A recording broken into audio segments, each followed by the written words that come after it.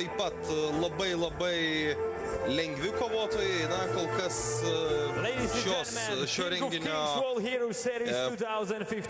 kovotojų surinkėjai pradžiai parinko lengvus priešininkus Rokas Bučas ir Rafaelis Pašajevas. Du lietuviai, du Lietuvos atstovai.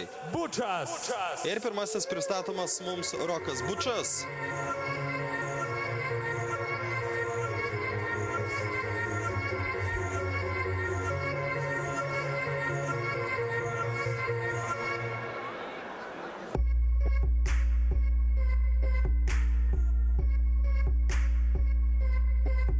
Dar kart priminsiu, KOK World Grand Prix turnyras Alytuje. 2015 metai balandis.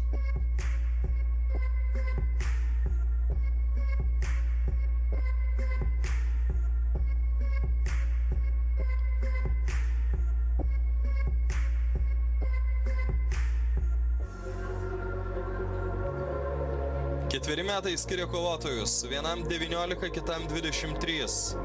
Ar tai gali būti svarių argumentų kovojant dėl pergalės? Argumentų gal ir gali būti svarių, turbūt, kad ne.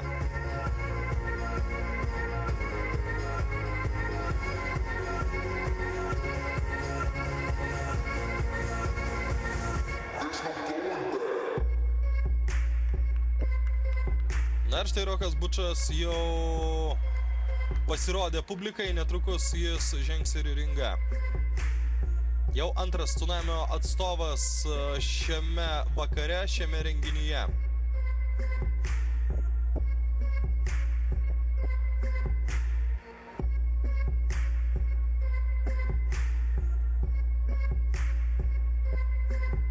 Daug prakaito išlieta, daug pasiruošimo valandų prabėgo tam, kad galėtum lipti į ringą.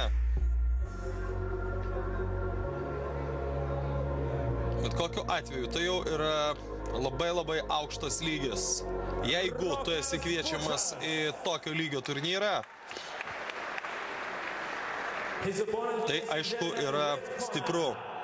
Rafaelis Pašajevas. Ir Rafaelis Pašajevas. Na, štai kaip jį triukšmingai pasitinka publika.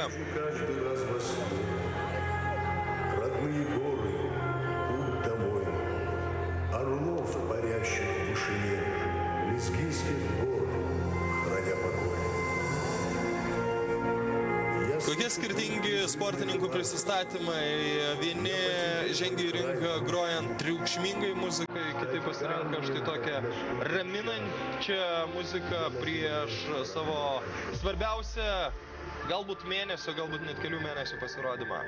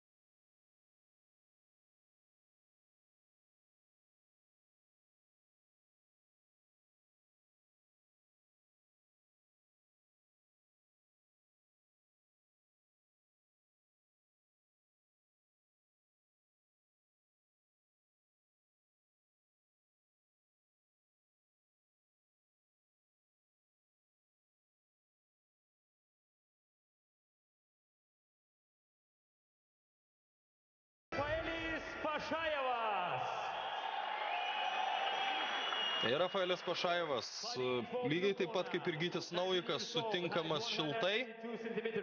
Weight 67 kg. Ultimate UK1 Federation European champion. Fighter representing Tsunami Gym.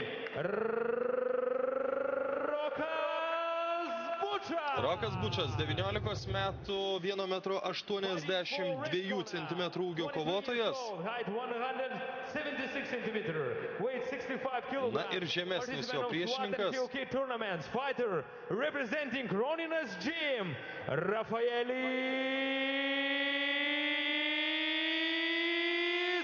Pašajevas. Tiek Ronino atstovas antrasis, tiek Tsunamio atstovas antrasis šį vakarą šiame renginyje. Ir KOK taisyklės, 3 raundai po 2 minutės.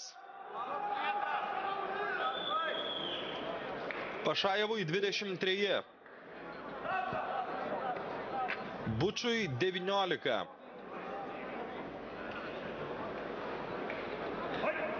Round 1.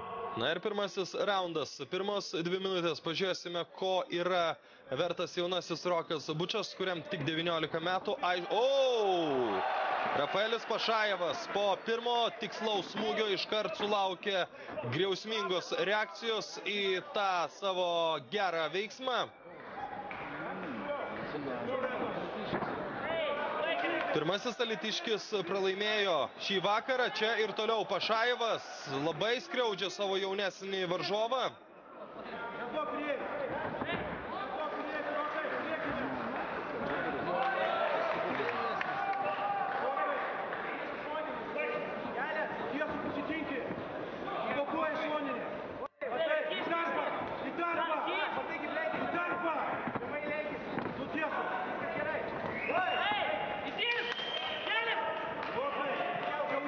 Ir štai taip greitai pusėjo pirmasis raundas, tiesiog stengiausi šiek tiek stebėti nieko nesakydamas.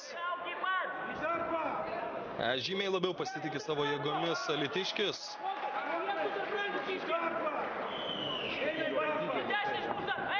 Rafaelis Pašajevas neabejotinai pirmajame raunde yra favoritas.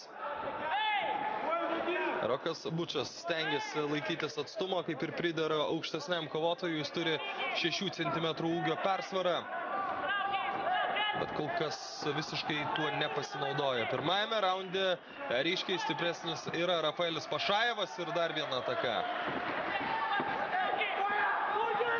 Na, o čia galbūt yra išeitis atmušti varžovo koją, kažkaip retai pasirenka tokį sprendimą, ypač jaunosios kartos sportininkai.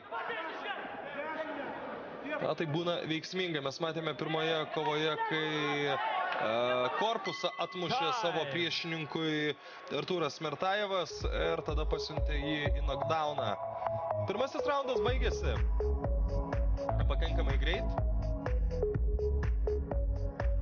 Na ir čia pati pradžia. Rafaelis Pašajevas ir jo bandymai atlikti smūgius. Taip, prasileido jis irgi. Rokas Bučas nebuvo balta varna šioje kovoje.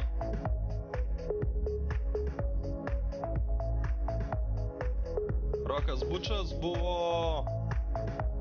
netgi nebuvo stebėtojas. Jis visai neprastai pasirodė, bet reikia pripažinti, kad prasčiau negu Rafaelis Pašajevas, kuris atliko ir daugiau smūgių, ir tie smūgiai buvo tikslesni. Netrukus antrasis raundas.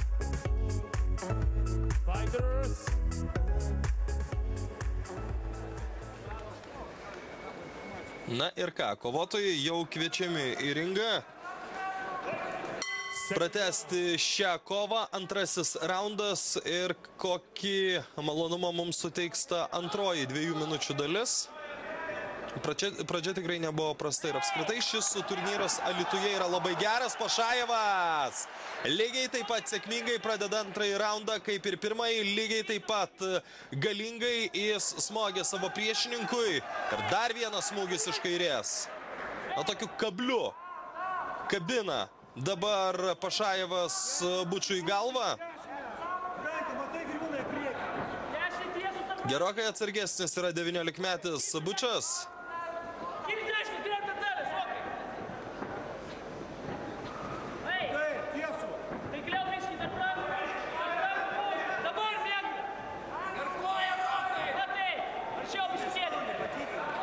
Na ir aišku, kas svarbiausia, turbūt mums stebintiems šią kovą, kad nesustotų kovotojai ir viskas vyktų toliau taip pat, kaip vyksta dabar.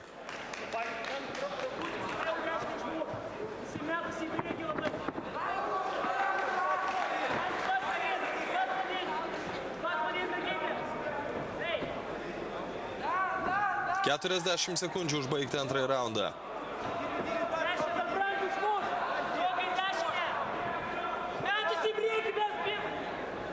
Na ir jau antrojo raundo antroji dalis gerokai lėtesnė. Ir štai Rokas Bučas labai gerai užtaiko tiesiai į veidą Rafaeliui Pašajevui.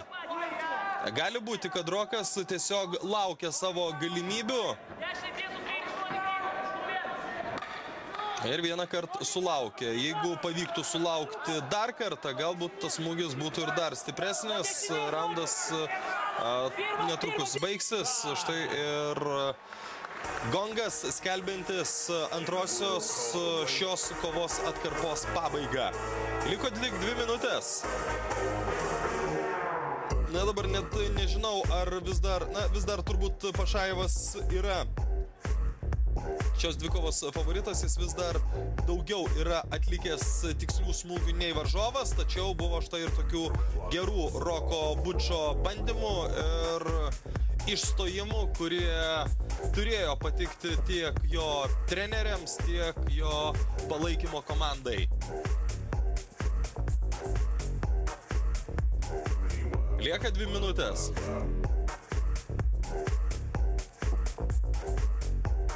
Iki šios dvikovos pabaigos.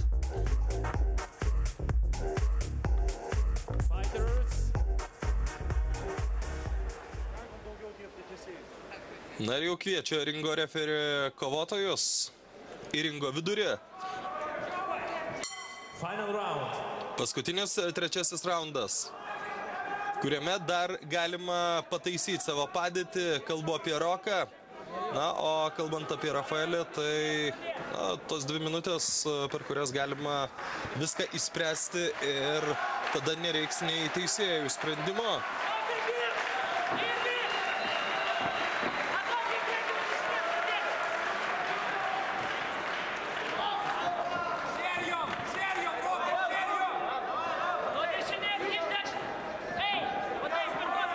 Trečiojo raundo pradžia tokia kaip ir antrojo pabaiga, tai yra pakankamai lėta.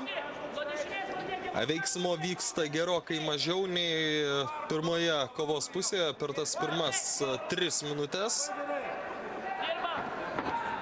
Ir čia užtaiko vėl Rafaelis Pašajevas. 1 minutė iki dvikovos pabaigos. Reikia atiduoti viską, kas dar yra likę. Ir štai taip, Rokas Bučas. Galinga ataka ir puikus smūgiai.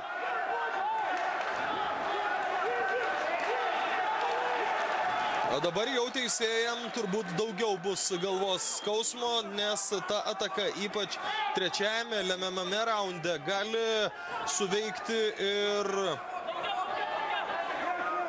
priešingai. Nei kad viskas atrodė per ypač pirmąjį raundą ir antrojo pirmą pusę. 20 sekundžių. Lieka labai nedaug laiko iki antrojo raundo pabaigos. Ar dar koks bus įdomesnis veiksmas šioje kovoje?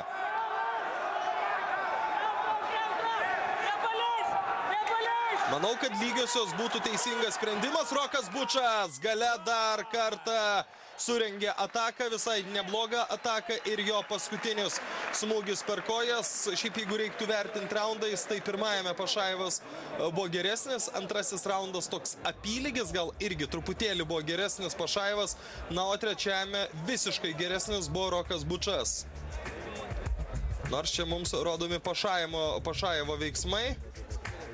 Tačiau Rokas Bučas surengė vieną labai gerą ataką, kurios metu pataikė tikrai ne vieną smūgį varžovų į galvą. Čia teisėjai tikrai turės ką veikti, spręsdami, kuriamgi kovotojui